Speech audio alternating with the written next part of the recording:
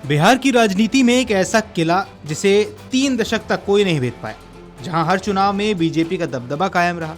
आखिरकार वो किला ढह गया है। पटना के प्रतिष्ठित बांकीपुर विधानसभा सीट पर हुए उपचुनाव ने न सिर्फ चुनावी समीकरण बदल दिए, बल्कि ये संदेश भी दे दिया कि बिहार की राजनीति अब 2 ध्रुवों तक सीमित नहीं रही है। बांकीपुर विधानसभा उपचुनाव के नतीजों ने राज्य की राजनीति में नई बहस छेड़ दी है। लंबे समय से भारतीय जनता पार्टी का मजबूत गढ़ मानी जाने वाली इस सीट पर जनसुराज पार्टी यानी जेएसपी ने बड़ी जीत दर्ज की। ये जीत केवल एक सीट जीतने भर की कहानी नहीं है, बल्कि बिहार की बदलती राजनीतिक दिशा, नए नेतृत्व की स्वीकार्यता और पारंपरिक वोट बैंक की राजनीति को चुनौती देने वाली घटना के रूप में देखी जा रही है। दरअसल पटना शहर के केंद्र में स्थित बांकीपुर विधानसभा सीट बिहार की सबसे प्रतिष्ठित सीटों में गिनी जाती है। ये सिर्फ एक विधानसभा क्षेत्र नहीं, बल्कि बीजेपी की राजनीतिक ताकत का प्रतीक भी मानी जाती रही है। पिछले करीब 31 वर्षों से इस सीट पर बीजेपी का लगातार दबदबा था।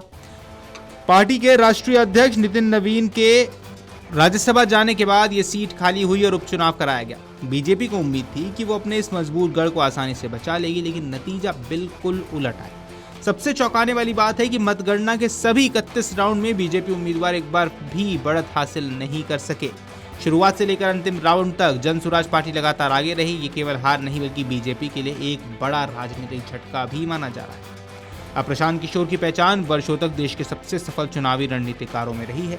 उन्होंने कई राज्यों में अलग अलग राजनीतिक दलों के लिए चुनावी रणनीति बनाई और सफल अभियान चलाए, लेकिन अपनी खुद की पार्टी बनाकर जनता से सीधा जनादेश हासिल करना उनके राजनीतिक करियर की सबसे बड़ी परीक्षा माना जा रहा था।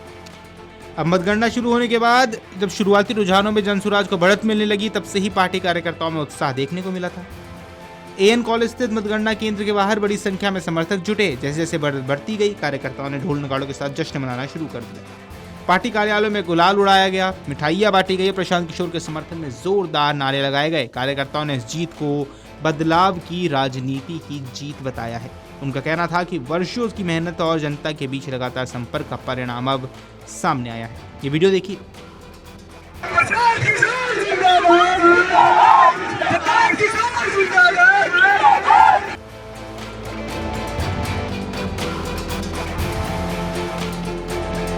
अब बांकीपुर उपचुनाव का परिणाम आगामी बिहार विधानसभा चुनाव के संदर्भ में भी देखा जा रहा है। जनसुराज इस जीत को पूरे राज्य में अपने संगठन के विस्तार के लिए इस्तेमाल करने की कोशिश करेगी। वहीं बीजेपी इस हार से सबक लेकर अपने शहरी संगठन और चुनावी रणनीति को मजबूत करने की दिशा में काम कर सकती है।